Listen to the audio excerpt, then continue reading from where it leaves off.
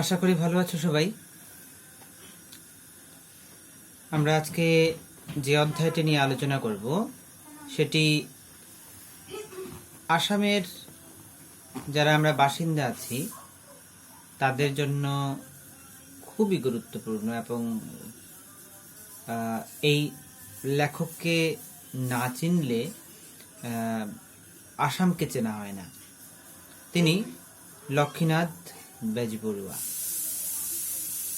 যাকে আমরা বলতে পারি অসমীয়া সাহিত্যের প্রাণ পুরুষ।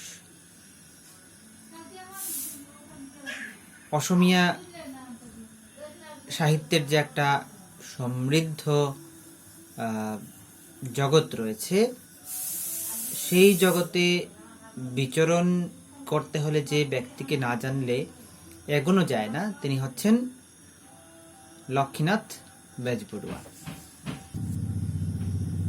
তার জন্ম 1864 খ্রিস্টাব্দে এবং মৃত্যু 1938 খ্রিস্টাব্দে। কলকাতার জেনারেল অ্যাসেম্বলিজ ইনস্টিটিউশন থেকে তিনি স্নাতক। বিখ্যাত জোনাকি পত্রিকার সম্পাদক।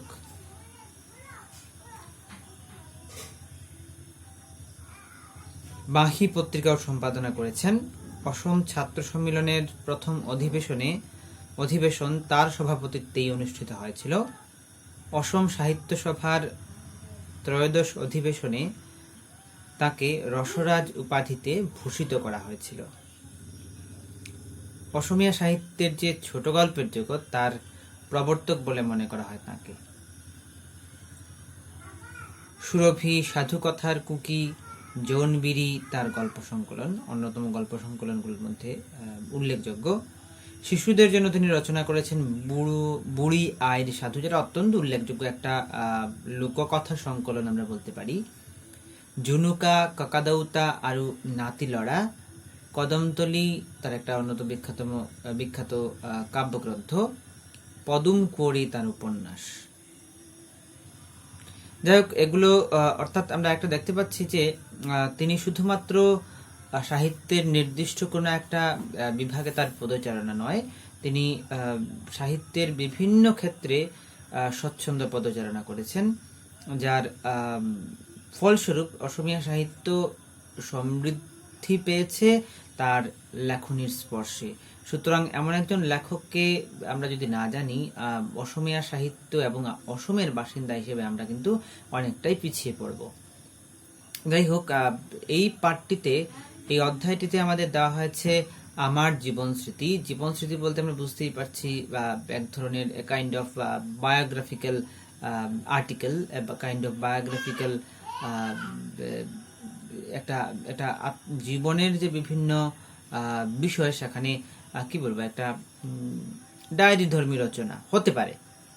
যাই হোক, আমরা ঢুকবো সেখানে। মূলত এই অধ্যায়টিতে আমরা দেখব লক্ষ্মীনাথ বেজবরুয়ার রচনা শৈলী, এবং একই সঙ্গে এই অধ্যায়টিতে রয়েছে অসমের যে এক সমৃদ্ধ প্রাকৃতিক সৌন্দর্য রয়েছে, সেই প্রাকৃতিক সৌন্দর্যের এক বিশাল যে বৈভব, তার সঙ্গেও কিন্তু আমরা পরিচিত হব এই অধ্যায়টি পড়ার সঙ্গে সঙ্গে। তো লেখক শুরু করছেন কোন জায়গা থেকে? আমরা দেখতে পাই যে সাহিত্যিক যারা, তাদের জীবনস্মৃতি বা তাদের আত্মজীবনী রচনা কিন্তু শুধুমাত্র আত্মজীবনী বা নিছক আত্মজীবনী হয়ে থাকে না। আমরা রবীন্দ্রনাথ ঠাকুরের ক্ষেত্রেও দেখতে পেয়েছি, আমরা অন্যান্য দেবেন্দ্রনাথ ঠাকুর, আমরা আরও যারা বিখ্যাত সাহিত্যিকরা তাদের আত্মজীবনী লিখেছেন, তাদের নিজস্ব জীবনী নিয়ে লিখেছেন, সেটা কিন্তু সেই রচনাগুলো কিন্তু শুধুমাত্র ডায়েরি হয়ে থাকেনি, সেগুলো সাহিত্যের স্তরে উন্নীত হয়েছে। আমাদের লক্ষ্মীনাথ বেজবরুয়ার আমার জীবনস্মৃতিও এর ব্যতিক্রম নয়। সুতরাং আমরা পড়তে পড়তে দেখবো যে এটা শুধুমাত্র তার ব্যক্তি জীবনের কথাই কিন্তু আমাদের সামনে তুলে ধরছে না, একই সঙ্গে তার নিজস্ব জীবনের কথা বলতে বলতে সমকালীন সমাজ, আসামের প্রকৃতি, তার চারপাশের দেখা জগৎ, তার একটা নিজস্ব দৃষ্টিকোণ থেকে কিন্তু এটা উঠে আসছে তার রচনায়। তখনকার কালে আসামের রাজধানী ছিল রংপুর বা শিবসাগর।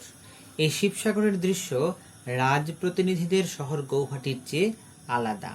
গৌহাটির অপরূপ রূপ মাধুর্য, লুইত নদীর মনোরম শোভা রিহা মেখলার রূপে তার গায়ে বিরাজ করছে। তার গলায় পর্বতের 7 নরিহার।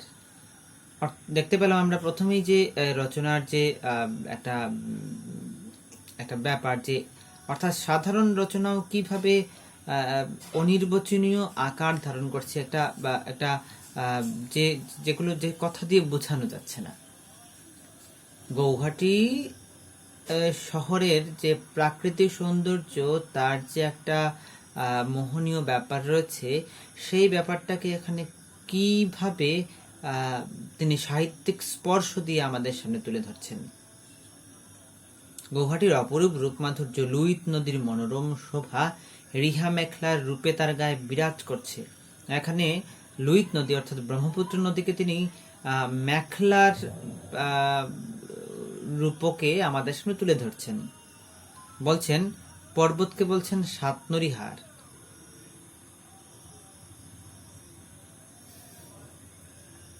মাথায় ভুবনেশ্বরের ধবল মুকুট, বুকের উপর মানন্দ আর উর্বশী। শিবসাগর সমতল, দুচোখ ভরে যতখানি দেখা যায় তা পর্বত শূন্য নিরাভরণ, অর্থাৎ শিবসাগর সমতল অঞ্চল। মাত্র তার ক্ষীণ হাত দুখানি দিখৌ এবং দিচাং নামের ছোট নদীর বালা এক চোড়া দিয়ে উজ্জ্বল করে তুলেছে। গৌহাটি থেকে নৌকা করে আসতে ব্রহ্মপুত্রের কাছে বিদায় নিয়ে যখন দিখৌর বুকে ঢুকছি, তখন আমার মনে যে ভাব হয়েছিল, নিম্ন আর মধ্য অসম পার হয়ে রংপুর শহরে ঢুকতেও আমার একই রকম ভাব হয়েছিল। নতুন জায়গায় আমাদের নিজেদের পুরনো বাড়িতে যাচ্ছি, সেই আনন্দই আমাকে সারাটা পথ আপ্লুত করেছিল। কিন্তু যখন রংপুর পৌঁছলাম, তখন একটা অনির্বচনীয় বিতরাগ আমার মনের সেই আনন্দকে শুকিয়ে দিল। কেন কে জানে। তিনি গৌহাটি থেকে ব্রহ্মপুত্রের বুক দিয়ে দিখৌর তিনি একটা জায়গা থেকে আরেকটা জায়গায় যাচ্ছেন, এবং তার সে যে মনোভাব, সেটা এখানে জীবন স্মৃতির পাতায় উঠে আসছে। আসাম দেশকে সারা ভারতের অন্যান্য রাজ্যগুলোর সঙ্গে তুলনা করে কেউ কেউ ঠাট্টা করে মাঝ ধরা জায়গা বলতো। নিম্ন আসাম বা নামনি আসামের সঙ্গে উজনি আসাম বা উচ্চ আসামের সেরকম তুলনা করে শিবসাগরকে ঠাট্টা করা হতো। কিন্তু কিছুদিন বাদেই শিবসাগর সম্পর্কে আমার এমন বিতরাগ দূর হলো এবং তার পরিবর্তে অনুরাগ জন্মাতে লাগলো। শিবসাগর সম্পর্কে কিছু ভ্রান্ত বা কিছু তথাকথিত ধারণা আমাদের মধ্যে বদ্ধমূল ছিল, সেটারই উল্লেখ করছেন এই জায়গায় লেখক। তার কারণ হচ্ছে বিশাল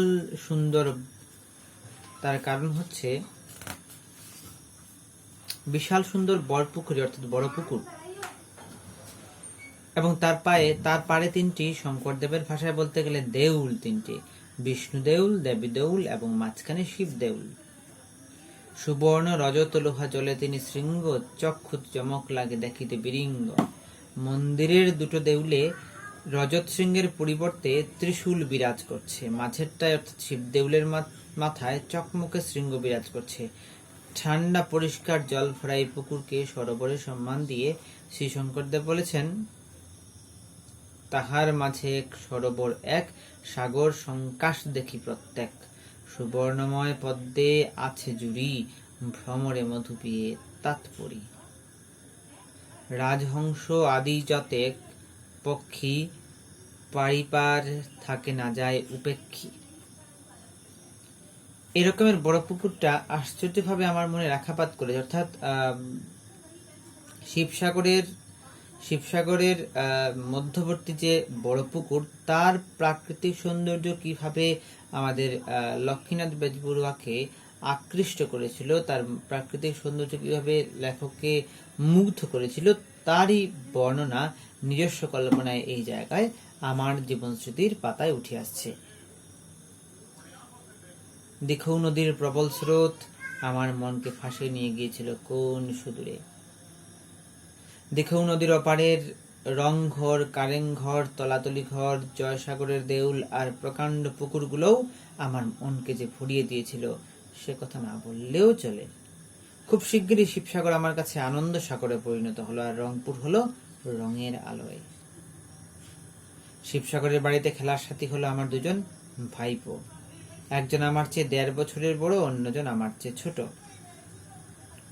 প্রথম দিনই আমি আবিষ্কার করলাম ওরা আমার চেয়ে অনেক বেশি পড়েছে, অবশ্যই সব বাংলা বই। ওদের বাংলাবিদদের তুবড়িবাজিতে ওরা আমাকে অবাক করে দিত। পদ্য পাঠের বাংলা পদ্য আমার সামনে আবৃত্তি করে ওরা যেন কোন ঠেসা করে দিত, সেই কবিতার একটা আমার এখনো মনে আছে। পর্বতে ধূসর মেঘ হইল উদয়, ভয়ঙ্কর শব্দ করি বেগে বায়ু বয়। পাতা উড়ে ফল পড়ে ভাঙিতেছে ডাল, উড়িল বাতাসে সব কুটিরের চাল। নদী জলে উঠে ঢেউ পর্বত সমান, উপায় না পায় মাঝি করে হায় হায়। ওরা দুজনে যখন প্রচন্ড শব্দ করে এই কবিতার কয়েক লাইন এমন ভাবে আবৃত্তি করতে থাকে, তখন ওদের কাছে আমি লখিমপুর এবং গুয়াহাটির বিদ্যার দৌড় এমন ভাবে ধরা পড়ে যায় যে আমার মন নদীর শান্ত জলে পর্বতের সমান উঁচু ঢেউ আছড়ে আছড়ে পড়তে থাকে। আমার বিদ্যাহীনতা আমাকে ভীষণভাবে পীড়া দিত। তখনই আমি মনে মনে প্রতিজ্ঞা করলাম যে ওদের কাছ থেকে আমি বাংলা শিখে নিয়ে ওদেরই জব্দ করব রীতিমতো, যেমন সংকল্প তেমন কাজ। তাহলে এইটুকু বর্ণনার মধ্যে আমরা একটা জিনিস বুঝলাম যে বাংলা ভাষার যে সরলতা এবং বাংলা ভাষার যে আকর্ষণ করার ক্ষমতা, বাংলা ভাষার যে একটা শ্রোতাকে সহজে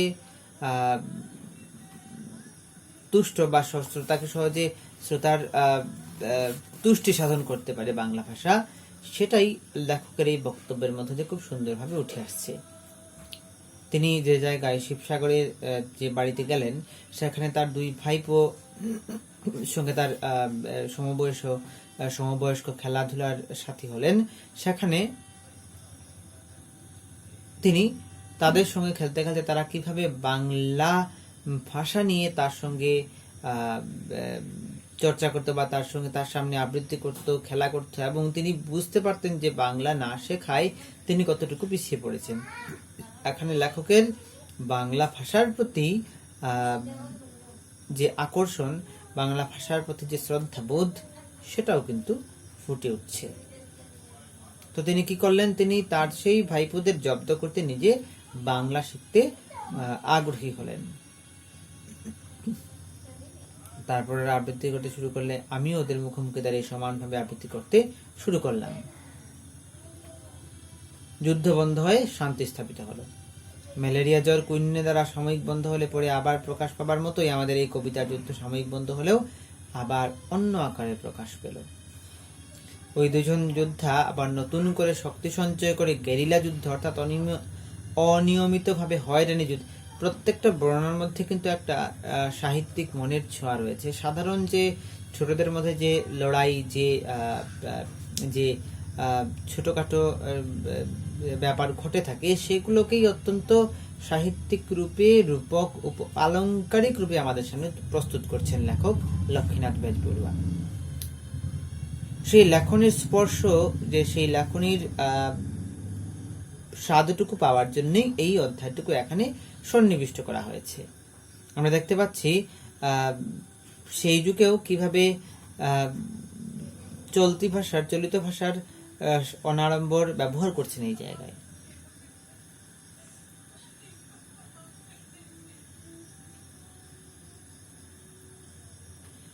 আমরা শিবসাগরে যাওয়ার কিছুদিন আগেই বরপেটার বিখ্যাত তিথিরাম বায়ন তার বাংলা যাত্রাগানের দল নিয়ে উজনি আসাম দিগ্বিজয় করতে বেরিয়েছিলেন।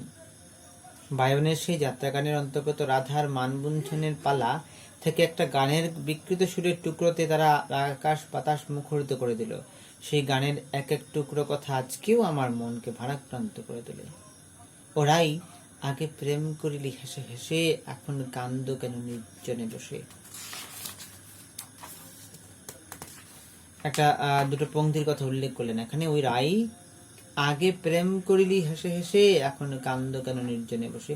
এই দুটো পংক্তি লেখককে অত্যন্ত আকৃষ্ট করেছিল, ভারাক্রান্ত করে তুলেছিল। এই দুটো পংক্তিতে আমরা দেখতে পাচ্ছি রাধার বিরহ ব্যথাতুর প্রেমিক মনের কথা প্রসঙ্গ উঠে আসছে, এবং যাত্রাগানে রাধাকৃষ্ণ প্রসঙ্গই প্রাধান্য পেত, সেটাও আমরা এই জায়গায় অনুমান করতে পারলাম।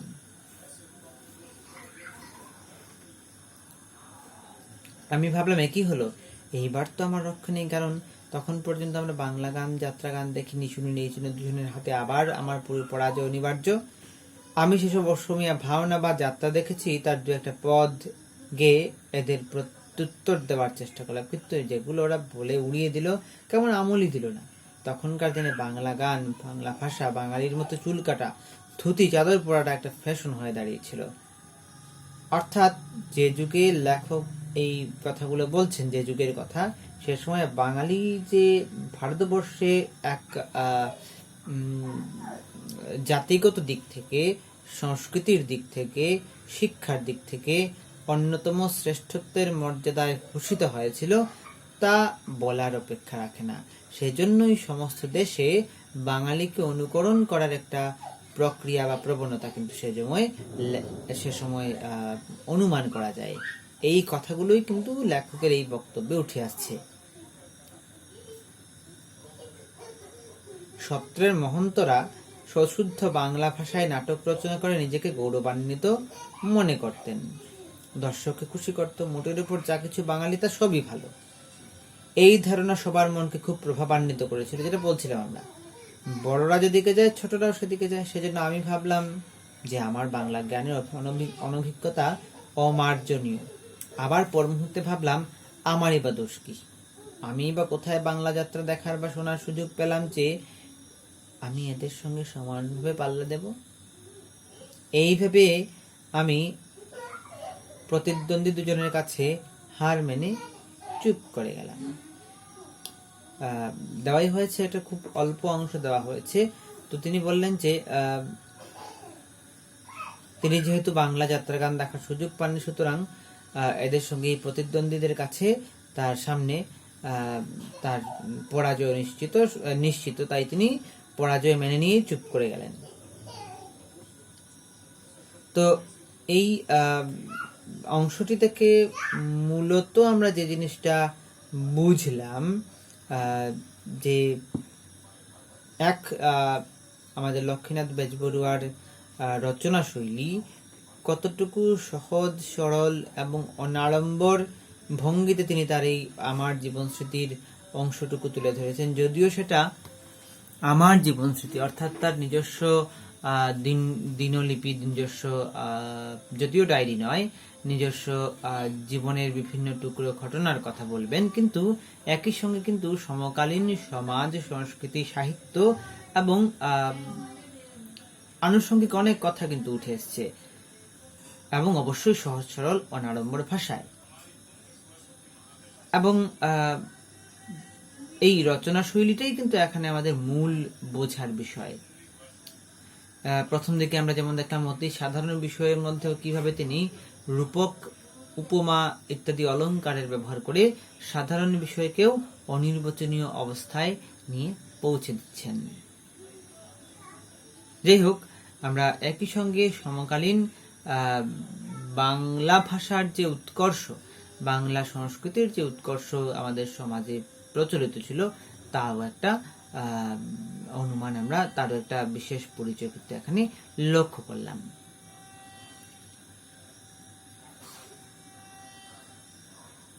যাই হোক, এখানে অনেকগুলো শব্দ রয়েছে, যে শব্দগুলোর অর্থ তোমরা দেখবে।